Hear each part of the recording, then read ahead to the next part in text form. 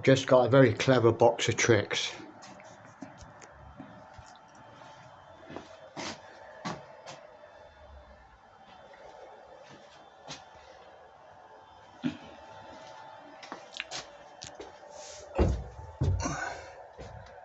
What it does is, instead of giving away electric from the grid to the grid, it diverts it to your water heater, but only when you're giving it away.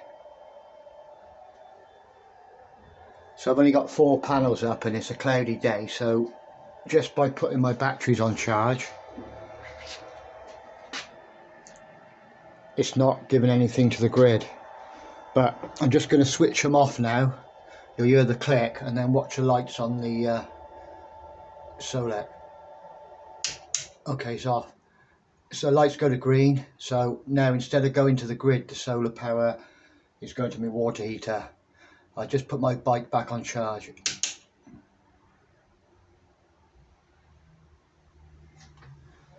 Takes about 30 minutes to fit, £130, one of the best things I've ever bought.